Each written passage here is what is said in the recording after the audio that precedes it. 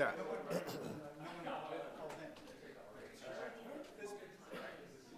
First time in like 4 or 5 years. Vallejo hasn't rolled out there.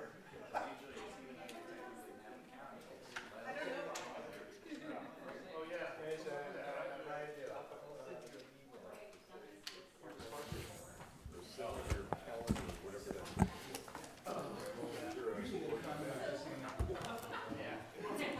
And all that. It's nice to come up. Okay. Recording in progress. Good evening, everyone. We are now going to start our regular city fire district meeting, special district meeting for March 25th, 2026. And can you join me in our Pledge of Allegiance?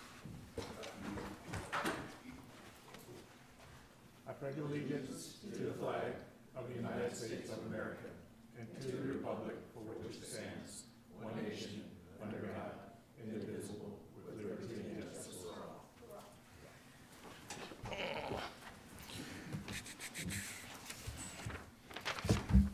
Okay, Madam Clerk, can you do a roll call, please? Board Member Cruz, Here. Board Member Lamatina, Here. Board Member Oro, Here. Vice Chair Joseph, Here. Chair Washington. Here. Thank you, Martha. Report on closed session and confirmation of reportable actions. Mr. Ross? Chair and board members, members of the public, the board convened an open session at 5:31, and after ascertaining that there were no comments on the matters agendized for closed session, adjourned to closed session at 5:31.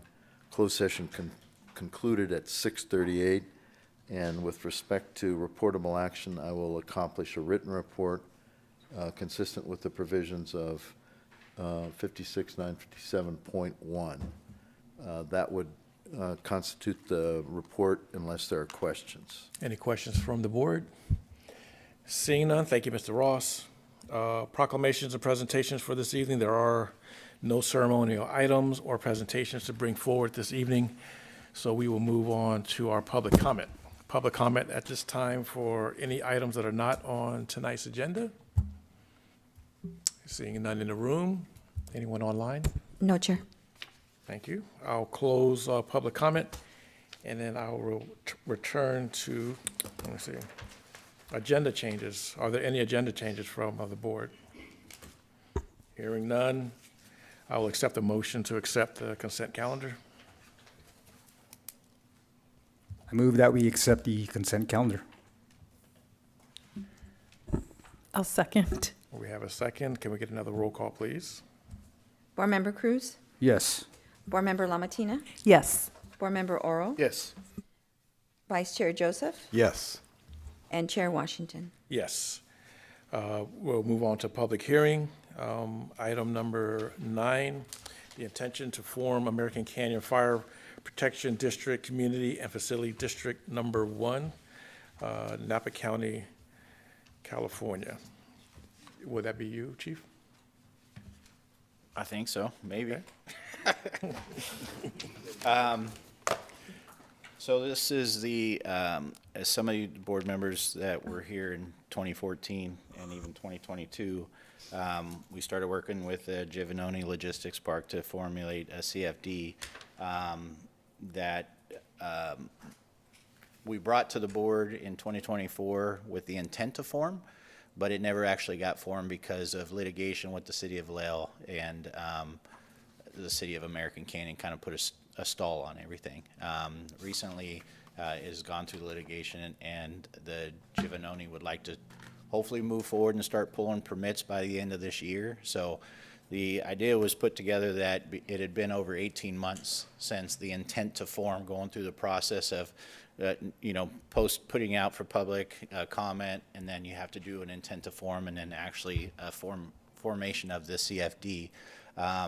It had been greater than 18 months, so legally we were kind of looking at it as just so this didn't come back and backfire on us in the future to kind of start over. So we put it out for public comment. We're bringing it to the board today with a recommendation to adopt a resolution with the intention to form a CFD with the American Canyon Fire Protection District and the Giovanoni Logistics Park. And then in the following months, we'll be coming back with the formation of the CFD. The idea that I had behind that when I talked to legal counsel is, yes, you guys have already kind of approved the intent to form, but because of the timeline, we just wanted to make sure that everything was clean, so we started back over. So we're hoping that we can get this across the table and have the recommendation for you guys to adopt a resolution so that we can maybe get this done by the beginning of the next fiscal year, and we're hoping that Giovanoni will start pulling permits by the end of 2026. And that's what we're communicating with them now. So. Okay, thank you, Chief. Any clarifying questions from the board? Okay, seeing none. At this time, I'd like to open up the public comment for item number 9. Anyone in the room have any comments about item number 9? Seeing none in the room. Anyone online? No, Chair. No one online? I'll return to the board for any additional comments or recommendation.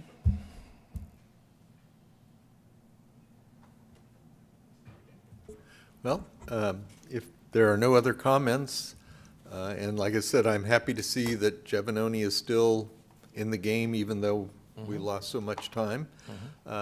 So if there's no other comments, I'll make a motion. We adopt resolution number 2026-03, a resolution of intention to form American Canyon Fire Protection District Community Facilities District Number 1, Giovanoni Logistics Park, Napa County, California. I second. Thank you, sirs.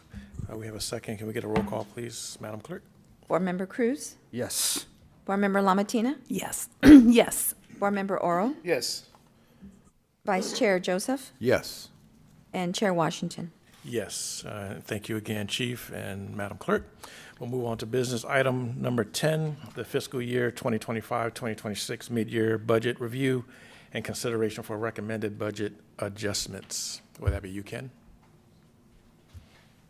Yeah, I'd like to also start off by, you guys know we signed a new contract with a financial consultant firm, and Ken has graciously come back to work with us at our finance subcommittee to kind of show them the ways of how we like to see things, and then also kind of wrap up his term with us with the mid-year budget. So this will be the last time we'll be seeing him, but I do want to say thank you for your 10+ years of time assisting the district with our finances.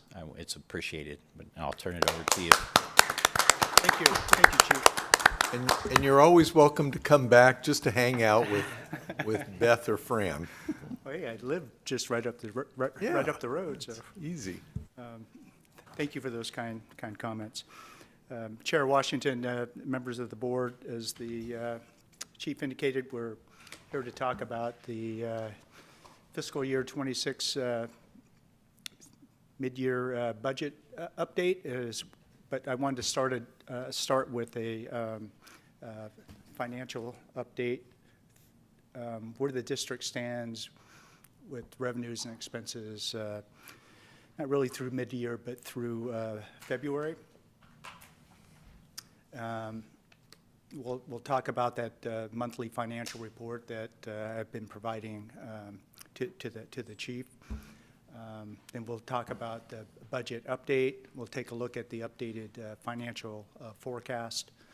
And I have OPEB PERS funding update here, but we don't have that at this time. So we'll look at the February report, or activity through February. This is our general fund reserve slide. The contingency reserve is at the bottom. That's the brick portion of those bars. That represents 20% of budgeted expenditures. The light blue portion at the top is everything above that.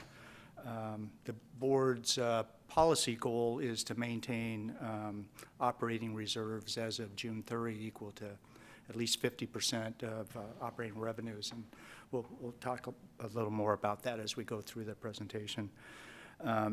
You can see as of the end of February, The total is about 4.2 million for the combination of contingency reserve and operating reserve. We expected to be at about 3.3 million at this point in time, so we're tracking well ahead of that, and we'll talk about that as we go through these slides on the revenues and expenses. But through February anyway, the revenues are ahead of budget and the expenditures are tracking behind budget. I'll point out, though, we have not made, there was in the budget for expenditures is an OPEB contribution, other post-employment benefits for retiree medical of about $200,000. We've held off on that to see where we stand as we get closer to the end of the fiscal year, whether we can go ahead and make that or if we'll need some of that to cover operating expenses. So that's why we're tracking behind pretty much on the budget side. I'll also point out here that you see what happens when we get to November as we're drawing down those operating funds until we get the property tax payment that comes in December, then those reserves pop back up. And we'll see that reflected as well in these in this cash slide. So this is the green bar and green line represents the overall cash balance for the district. So this is a combination of the general fund and the capital funds. The brown line going across the chart represents the actual general fund cash balance. The blue line going across is last year's cash balance. So at the end of February, we're about 4.2 million in general fund cash versus 5.4 million in overall cash balance. So we're tracking behind last year in both overall cash and general fund cash to the tune of about $500,000. I'll point out, again, in November, you can see the general fund cash balance was down under $2 million, about 1.9 million. The contingency fund, that rainy day reserve fund, is about 1.7 million. So even though we were down pretty low, we didn't dip into that contingency reserve at that point. And then the funds were replenished with the property tax payments that came in.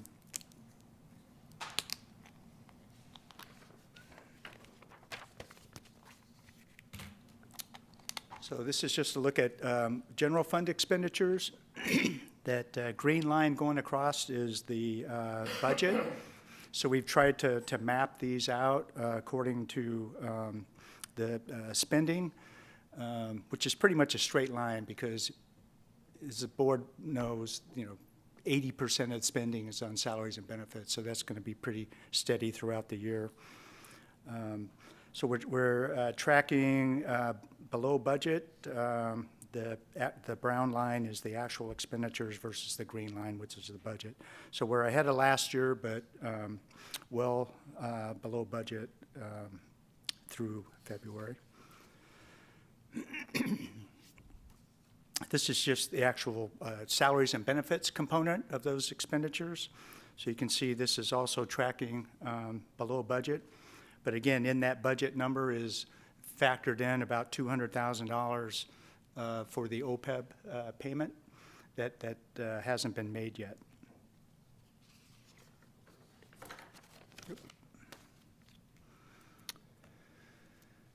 So this is a look at revenues through February.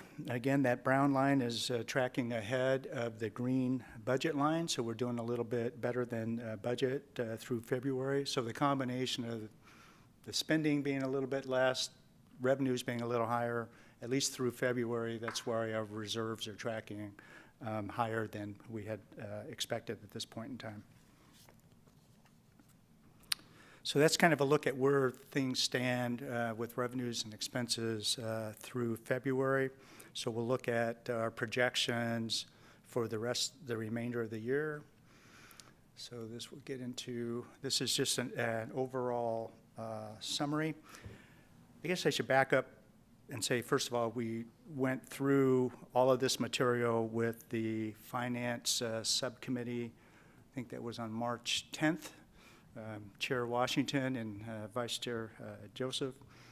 We had a more thorough discussion of all of these revenues and expenses. We went through the line item detail, where things are through February, where we think things will end up at the end of the year. And the board has those financial summaries in your packet as well. So I'll kind of summarize those results here. So this is kind of an overall summary. So we're looking at fiscal year 25 is the actual audited numbers. Comparing that with fiscal year 26, the final budget, and then the mid-year projection. So things haven't changed a whole lot in either of the funds. We did start out this fiscal year 26. We got the final audited numbers. The beginning balance was about $22,000 less than what we had thought it was going to be. And that was primarily because of some year-end expenditure accruals that added a little more to the expense side of the equation for last year. We have some offsets that we'll talk about on the next slide. We have some, the increase in expenses that we're expecting will be offset by increase in revenue. I'll jump over to the far right, which is the Fleet Facilities and Equipment Fund. And again, here our beginning balance for fiscal year 26 is about $65,000 lower than where we thought it would be. And that had to do with some lease proceeds that we still had sitting with the bank. And the county had recognized, or the city had recognized those proceeds previously. And we're just now catching up with that. So we thought we were going to recognize those proceeds last year, but they had already been recognized by the city previously.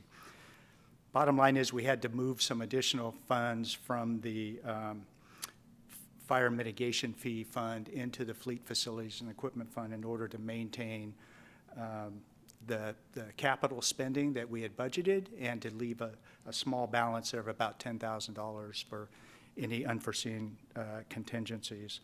So as a result, you'll see the Fire Mitigation Fee Fund in the middle has $30,000 more, and I apologize, that should say increase in current expenditures in that box underneath and instead of decrease.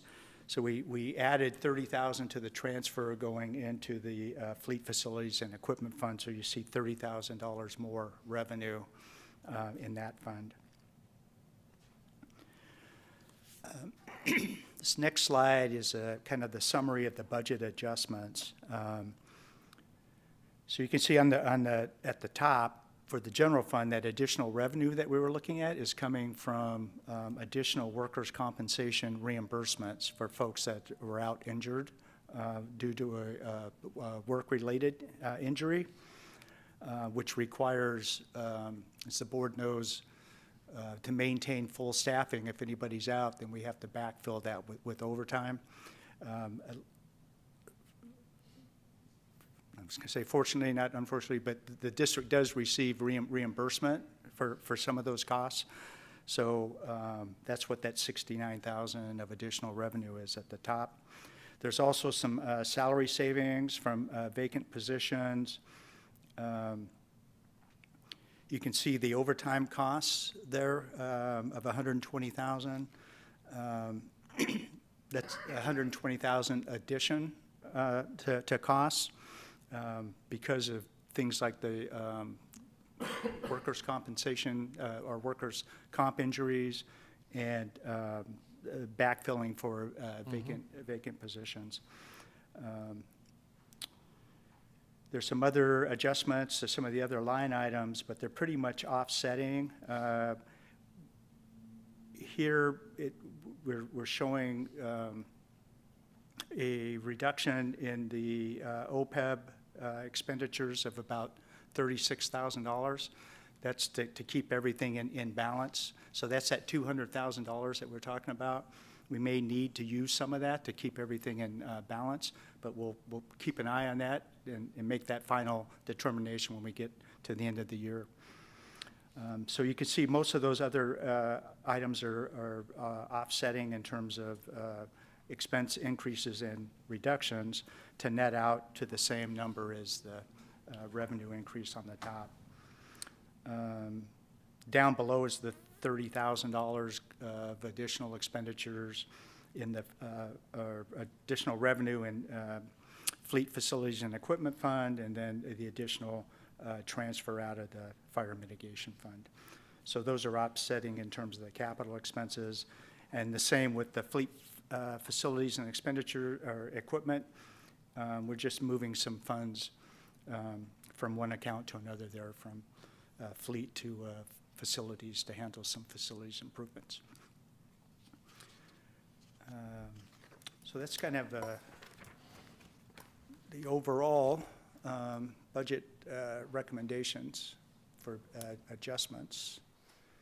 And then this is our chart where we try and project forward and see where things stand on an overall basis. So the green bars, again, represent the expected year-end reserve balance for the district. The brick at the bottom is that 20% contingency reserve that I was mentioning earlier. That blue area is where the fund balance should be if we were to maintain that 50% of operating revenues as an operating reserve. That's where it should be at June 30. So you can see we're projecting to fall short of that number. That is conservative. Again, that's 50%. Maybe the number should be more in the 40 to 42% range, somewhere around there. But we want to make sure we have enough money to cover operating expenses through that dry period between property tax payments. Not a lot has changed in this forecast from the preliminary budget you adopted last year and the final budget you adopted last year.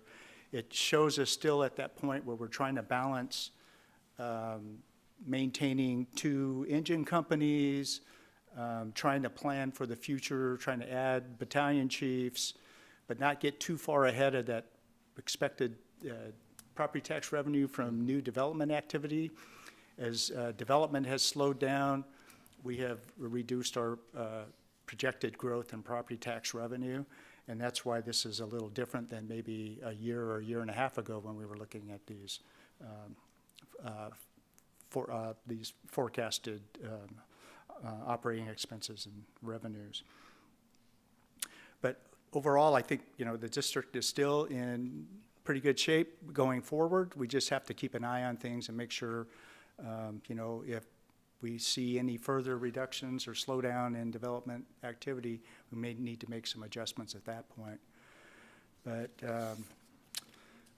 with that, I'll take any questions. Our recommendation is to adopt the resolution that adopts those changes that we looked at earlier, and I'd be glad to answer any questions. Thank you, Ken. Any questions from the board? Board member or Vice Chair Joseph? So does this forecast, the revenue and expenditure forecast, does that include any known projects like Giovannoni or the CFD that we're intending to create? No, Okay. no, it All doesn't. right, Yeah. that's encouraging, because that should make the little blue line jump at some point 2 or 3 years down the road. It does anticipate some additional growth in Watson Ranch, but we pushed that out. Okay, good. Well, it isn't as pretty as it was 2 or 3 years ago, No, but it's it's more not. realistic, and that's, at the end of the day, that's more important. Yeah. So thank you. Thank you, Vice Chair.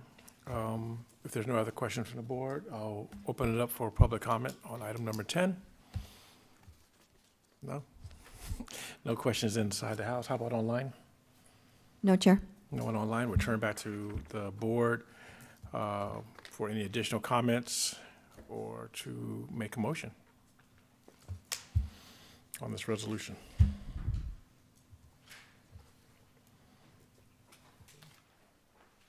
I think if there's no other comments, I'll make a motion that we adopt Resolution 2026-07, a resolution of the Board of Directors of the American Canyon Fire Protection District approving the mid-year budget amendments for fiscal year 2025-26. I'll second. Thank you. We have a second. Can we get a roll call, please, Madam Clerk? Board Member Cruz? Yes. Board Member Lamatina? Yes. Board Member Oro? Yes. Vice Chair Joseph? Yes. Chair Washington? Yes. Moving on to our second business item, item number 11, the 2025 annual report. And I see Laura up there. Are you going to be giving it, or Chief? Ken, thank you again very much for Oh, all yes. the years you've dedicated to us. We appreciate it. So hopefully we'll see you soon. Thank you, Ken.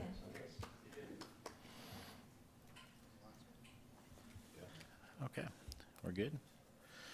All right. Good evening, Chair, board members. Tonight we're going to be presenting our annual report.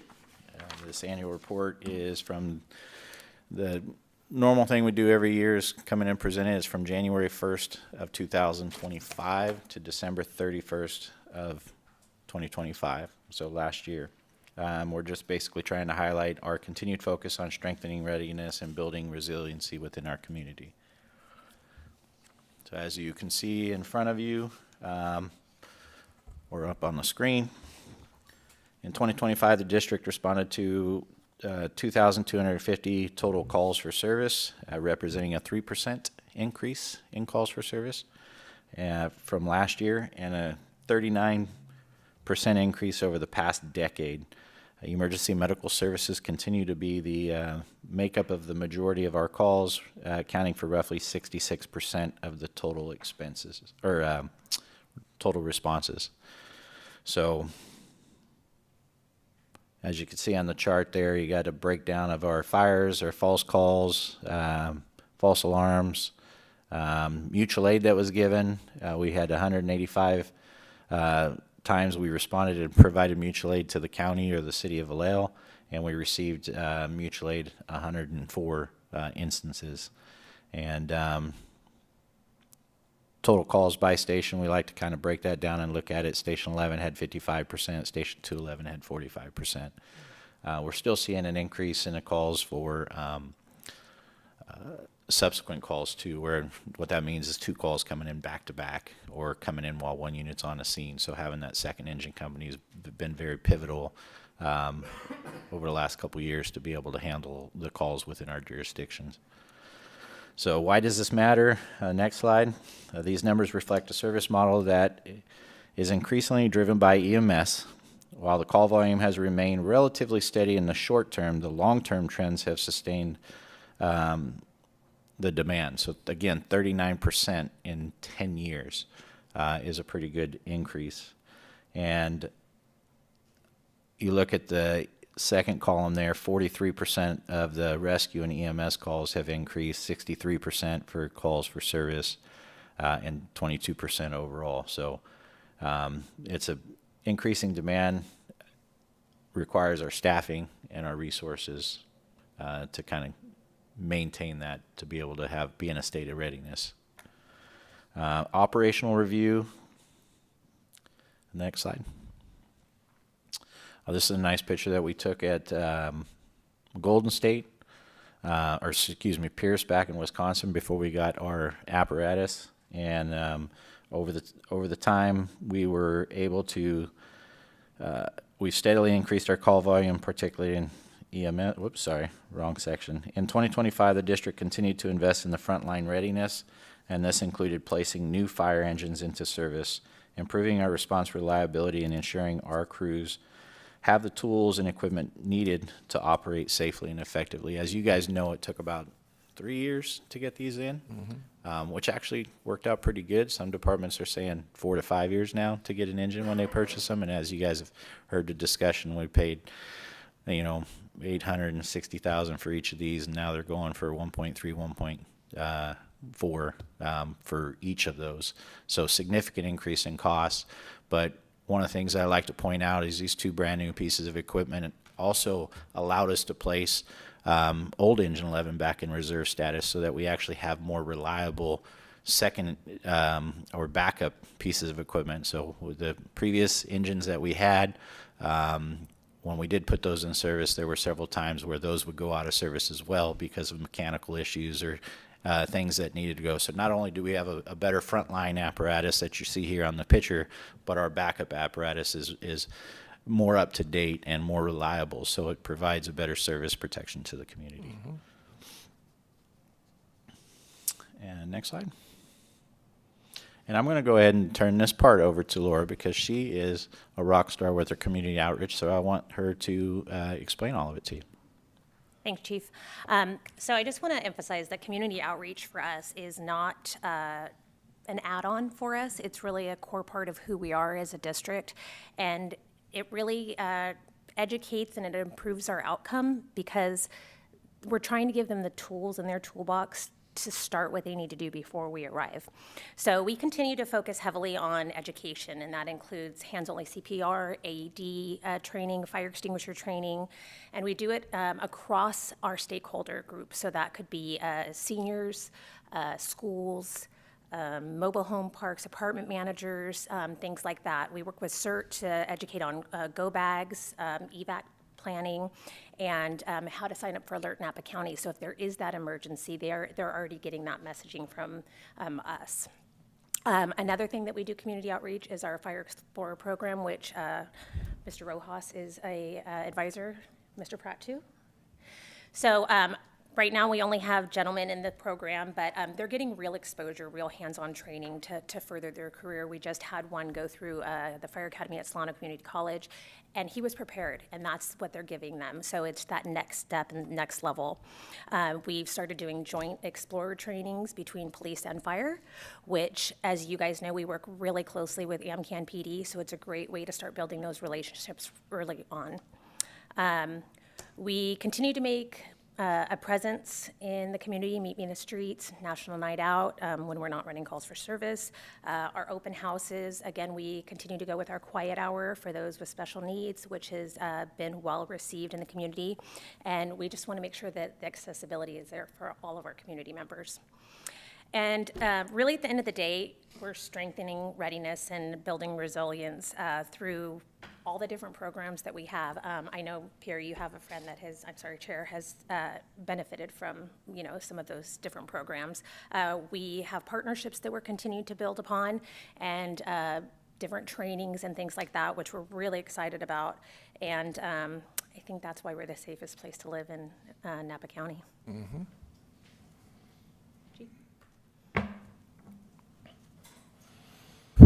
There we go. Sorry, I was making sure the microphone was on. Thank you, Laura. You're welcome.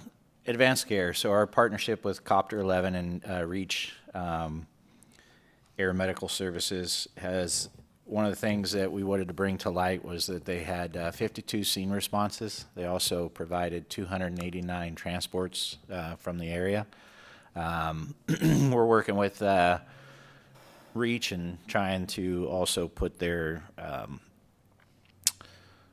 name out there and what their capabilities are to some of the smaller agencies and the districts out there that aren't quite aware of the differences between REACH Air Ambulance having a nurse or two nurses or a nurse and a paramedic versus CHP being an air rescue, and what each ambulance or helicopter offers. The capabilities of H-30 can do hoisting operations and things like that this can't.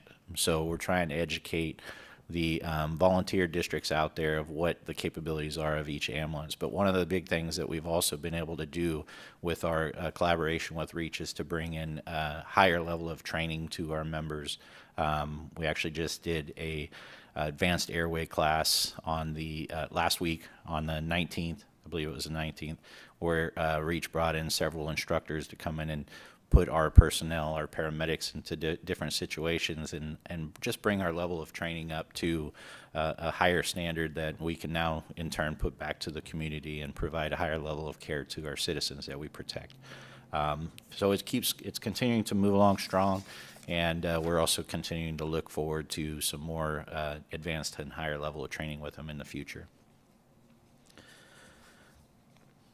Next one. So our wildfire preparedness, you got a nice picture of the sheep on there. Preparedness continues to be our top priority, and this year the fire hazard severity zones were established. You guys were able to see those. And we continue to develop a community wildfire protection program in partnership with Firewise. And we also implemented full reduction efforts, including 212 acres that were treated through the Target Grazing Program. As you guys are aware, the grazing program also allows the city to get down in some of these areas where the creek beds are and stuff that they normally couldn't because of legal issues and getting heavy equipment and stuff in would tear up the natural habitat. And you can do that with these grazing animals and get in there and not disturb the natural habitat. So it's been a huge benefit to the city and the surrounding areas while also providing wildfire protection for us. Our people. Our personnel remain the foundation of our organization, and in 2025, our team has completed over 8,247 training hours. And like I said, that varies in skills. So it could have been the paramedics skills like I just discussed with Reach Air Ambulance. You can also see on here the top photo there, we were with our medical director, Dr. Nothman, who came in, and you can see a half mannequin on there where he came in and helped provided some training in there too. We have the boat classes that we're recently working on as well. We just sent 5 more members to go do swiftwater rescue training, and we're going to continue, as we discussed in the past, to offer our personnel training to make our boat program better and keep it in service. We actually had a call for service the other day. We got canceled on, but they were calling us up county to assist. So we're getting into that time of the year where we might get some more boat calls. And just trying to keep our team a highly skilled team and keep them motivated and keep the different training. I like to say we're a Swiss Army knife. We're the jack of all trades, but a master of none. So we kind of have to get out there and learn a little bit of everything, because when you call us, we're the ones that have to come out and figure out how to mitigate it, right? And our financial summary, thanks to Ken, you kind of heard a little bit about that. We had 8.1 million revenue, 8.27 million in expenses.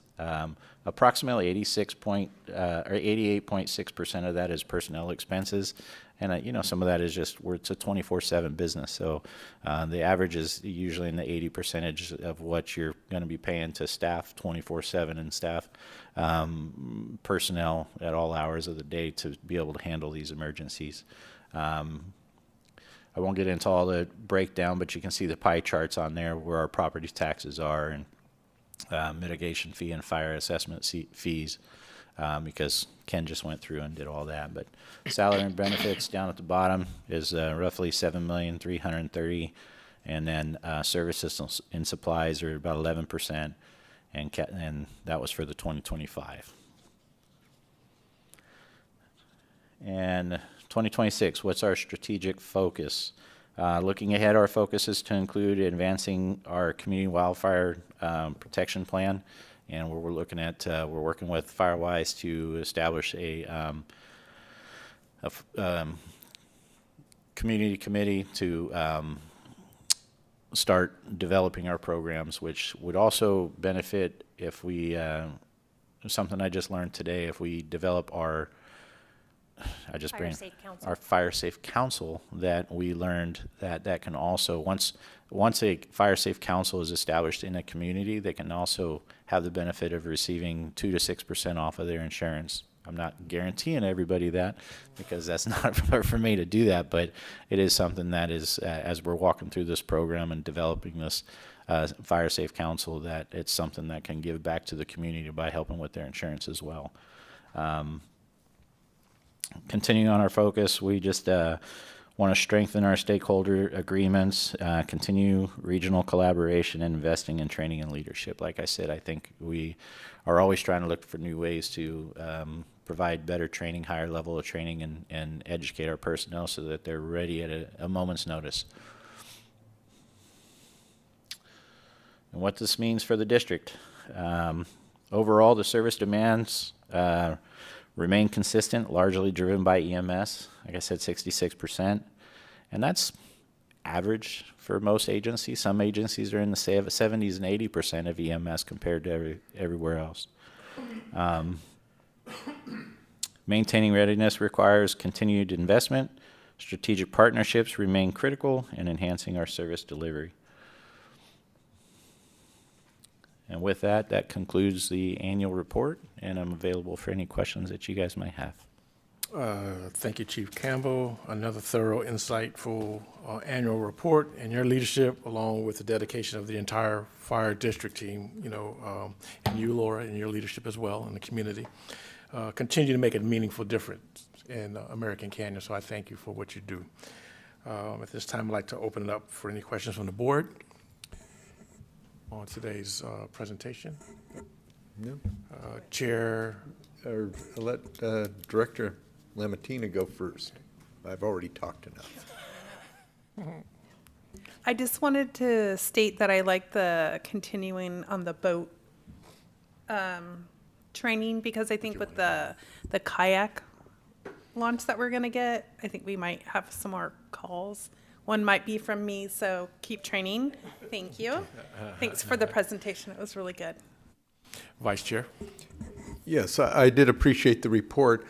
The one little data point that's missing or I couldn't find, was response times. Not so much in your presentation, but in the actual report itself. Is there response times in there anywhere, or are we tracking those? I'm going to defer to Chief Campbell. There we go. We do track our response times. We did not include it in this one, but I can't think of off the top of my head. We're meeting our requirements within the Napa County that we're bound by with AMR and the FROWS agreements we have. We actually are well under that. And I can assure you that working in previous organizations that our members are out the door as fast as they possibly can. So many times they're out the door before the tones, or getting out the door before the tones are actually starting to drop with the technology that we have with Tablet Command and Active 911. So our members are doing their best to get out the door and be on scene as soon as possible, because we know every second, every minute counts. No, I agree. I look forward to getting those response times. So that's all I'm asking for there. Perfect. But I appreciate the response. I know our guys go quick, and that's the point. Sometimes I like to see the numbers, though. I'm that way. Thank you, Vice Chair. Board Member Cruz. Yeah, thank you, Chair. First of all, Chief, thank you for that, excuse me, extensive report. Laura, you as well, and Ken, he left already, but thanks for that financial report. Gentlemen, thank you guys for keeping American Canyon one of the safest cities here in the county. You guys are highly trained, highly motivated. Love it. I love what you guys do for our community as well. You guys are highly visible. One question I do have is for the Copter 11. Of those several calls that we had, calls for services, or for that Copter 11 in particular, how much was that? Were any of those calls here in the city at all? I've never seen it. I could think of, 3 that we had. Most of them were up off of American Canyon Road. Motorcycle accidents, vehicle accidents. One time we actually landed them and were getting ready to load up a patient, and they had a mechanical malfunction on the aircraft that downed the aircraft, so we ended up going by ground. So out of that, the transports that they had there, most of them are going up county. But like I said, our partnership with Reach, we're down here in the flats, so our transport times are a little bit faster. But if we have MCIs or anything like that, they just offer that higher level of care to do certain things that even our medics can't do. And if you remember, a couple of years ago now, we had the triple shooting over at Safeway. We actually flew one of the patients out from there too, because we didn't want to overwhelm the facility. When you get multiple patients, you don't want to overwhelm the facilities in the region. You want to send a couple further out so that everybody's treated appropriately. So I can think of 3. I'd have to go back and research and pull up actual numbers for you. Oh, that's fine, Chief. I thank you for that. Again, thank you for your services, all you guys. We love our firefighters and we love our cops. And again, thank you for your service. Can I invite all of you to open house in October, and you can see the helicopter in person? Sit in Absolutely. it. In fact, Vice Chair Joseph got to sit in it and take his picture. So, Can and we fly anytime up? we have landing zone training, we will let you guys know as well. Yeah, he's a photo ops kind of guy. What day is it in October? It's usually the first weekend. I will send you all a save the date tomorrow. Okay. Okay, thanks. All right, if there are no more questions, at this time, I'd like to open it up to public comment for item number 11. Beth? Good evening, Beth Marcus. I just want to say that if you ever, in your training, if you ever need a victim, I will volunteer. Just to let you know. That's usually me, Beth, so that's great. Anyone online? No, Chair. Okay, I will return to the board, and this is just a receive and file? Correct? Yeah, okay, so thank you. So thank you for that presentation, Chief Campbell and Laura. Appreciate you. Moving on to our oral reports. Anything to report out on, Chief? Just a couple things. Like I said, I would just say appreciation for Copter 11 for coming out and doing the advanced airway class and providing a big insight for us, because one of the things it also did is it brought to light a piece of equipment that we're going to not only bring in for our own organization, but try to bring in throughout Napa County into the EMS system that has proven to be an increase in the success of survival for cardiac arrest patients or patients that were using a bag valve mask. And it's just little things when we're doing these trainings with other organizations that, you know, we get tidbits from other places that are going to help, again, elevate our level of care. So thank you to Reach Air Ambulance for coming out and providing that training for us. The USAR team also did a drill this month that focused on high-angle rescue operations and personnel trained on rappelling and rigging systems and victim rescue from suspended positions. And so it's something we don't do frequently, but we do need to train on that so that if the time comes and somebody gets stuck hanging in the air somewhere, that we're trained to go out and do those things. So And Beth said she'll hang from a building. I heard the she next will. time you're out. I heard not only she'll hang, but she'll hang upside down. Is that what I heard? Yeah. No, just kidding, Beth. I'd also like to recognize our probationary firefighter paramedic Manuel Conde. As you are aware, Manuel is one of the guys that we started through our firefighter training program in coordination with the city of Lael. And this last month, he successfully completed his Module 2 testing, so he's moving right along in his probationary testing, and we'd like to congratulate him on successful completion of his testing and moving forward. And then additionally, we kind of also goes on the Swift Water thing, is just to cap it off, as we sent 5 members of our personnel recently completed the Swift Water boat operations training. This course provides fundamental skills in boat handling, navigation of the moving water, hazard recognition, coordination with rescue and flood and swift water. And basically they spent 1 day in the classroom and 4 days up on the river with wetsuits and dry suits in swift water, doing this high level of training that we're trying to provide. So when we get into that situation around here, we have it.